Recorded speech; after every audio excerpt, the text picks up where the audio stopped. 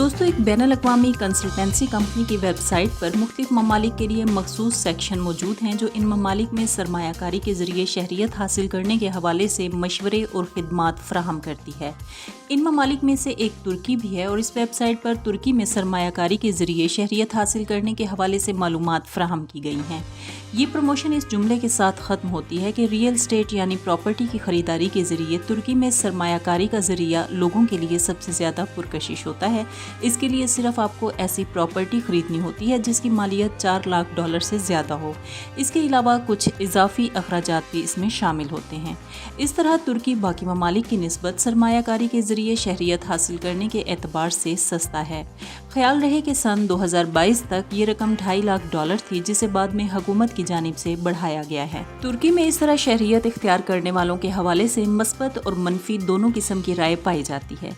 ये पॉलिसी हालिया सालों में तुर्की में राइज हुई है। इसी किस्म की बहस दुनिया के दीगर ममालिक में भी हो रही है। इसलिए हम ये जानने की कोशिश करते हैं कि तुर्की में ये पॉलिसी आखिर है क्या, दुनिया भर में किस किस्म की पॉलिसियाँ मौजूद हैं और इसके मस्बत और मनफी पहलू क्या हैं।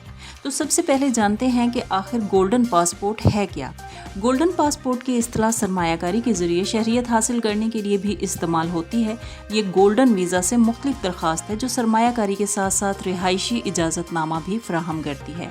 गोल्डन पासपोर्ट में गैर मुल्की एक मखसूस रकम के साथ किसी मुल्क में सरमायाकारी करते हैं और इस मुल्क की जानिब से दर्ज करदा इजाफी शराइत को कबूल करते हैं और यूँ उन्हें इस मुल्क की शहरियत हासिल हो जाती है।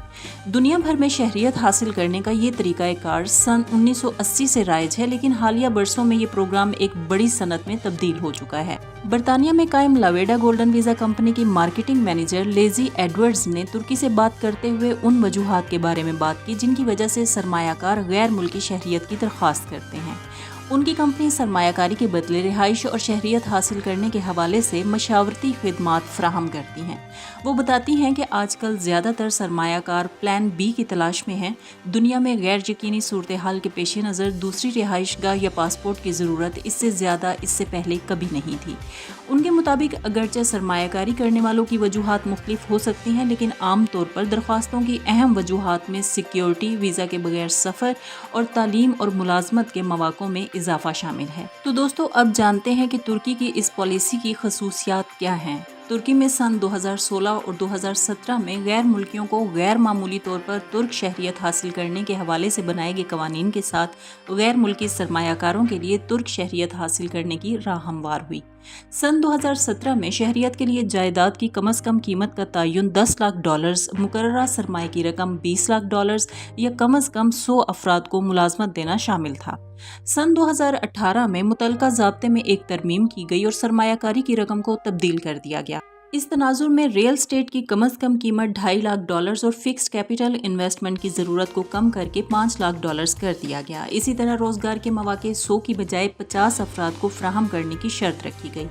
ज़ाब्ते में इस तब्दीली के बाद प्रोग्राम में दिलचस्पी बढ़ गई, ताहम फिर सन 2022 में इस रकम में दोबारा इजाफा किया गया। इस बार रियल स्टेट के हसूल की कम से कम फीस $4 लाख कर दी गई। लावेडा गोल्डन वीज़ा से ताल्लुक़ रखने वाली लेज़ी एडवर्ड्स का कहना है कि उन्होंने देखा है कि इन तब्दीलियों ने तुर्क शहरियत की मांग को मुतासिर किया। वो कहती हैं कि जब हुकूमत ने सरमायाकारी की निचली हद को $2.5 लाख तक कम किया तो दरख्वास्तें ज़्यादा थीं। जून 2022 में जब उन्होंने कम से कम सरमायाकारी $4 लाख तक बढ़ा दी तो ये भी एक मकबूल प्रोग्राम ही है, लेकिन अब ये कुछ लोगों के लिए पहुंच से दूर हो चुका है। इस बात का तजस्सुस यकीनन मेरी तरह आपको भी होगा कि तुर्की में सरमायाकारी के ज़रिए शहरियत हासिल करने वाले गैर मुल्की कितने हैं। ताहम इस बारे में अवामी तौर पर दस्तयाब सरकारी अदाद-ओ-शुमार मौजूद नहीं है। वज़ारत दाखिला के general directorate of population and citizenship affairs ने सितंबर 2019 में एक बयान शाया किया था, यानी सितंबर 2018 में मुतलका ज़ाब्ते में तरमीम के 1 साल बाद। इस बयान में कहा गया था कि 1 साल की मुद्दत में 2611 गैर मुल्की सरमायाकार तुर्क शहरी बने।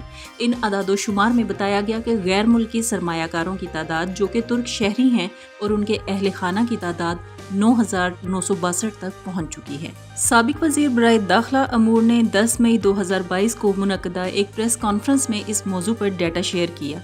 ان کا کہنا تھا کہ 25,969 غیر ملکی سرمایہ کاروں نے ضروری معیار پر پورا اتر کر شہریت حاصل کی۔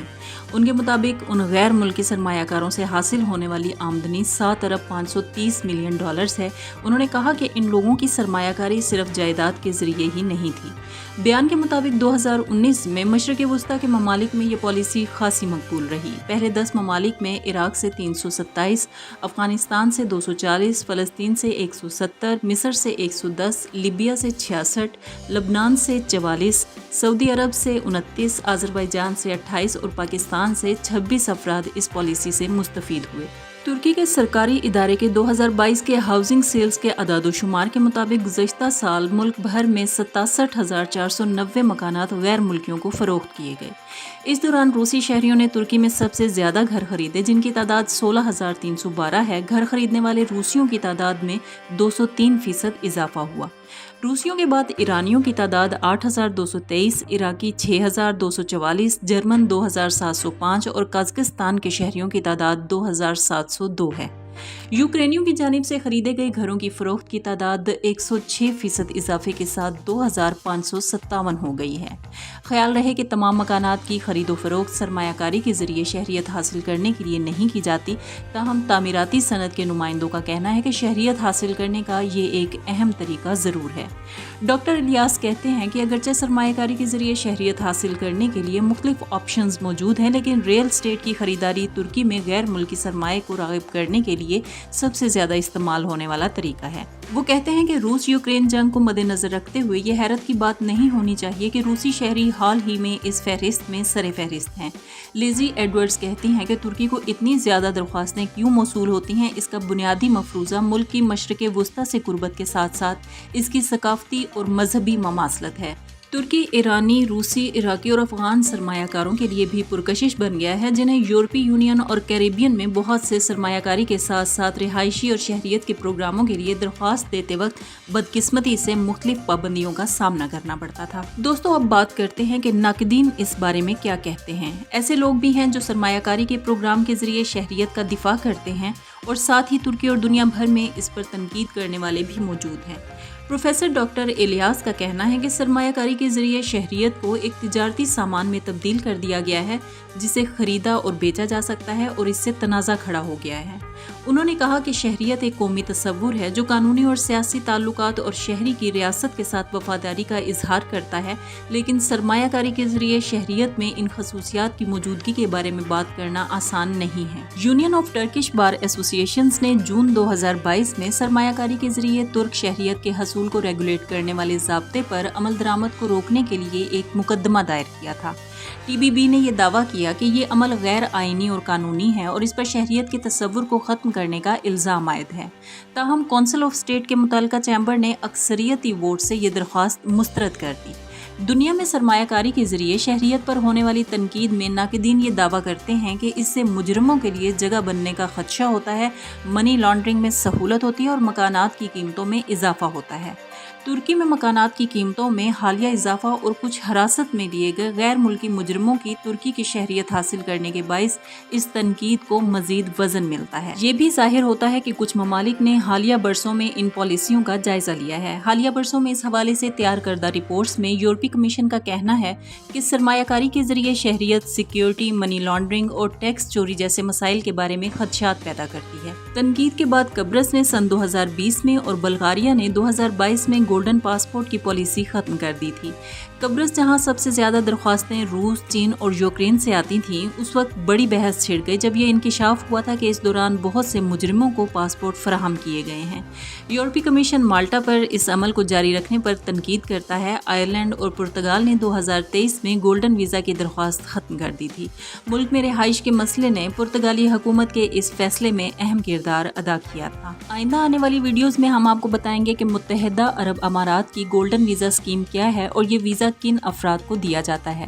مزید معلوماتی ویڈیوز کے لیے ہمارے ساتھ رہیے۔ اجازت چاہوں گی۔ اللہ حافظ۔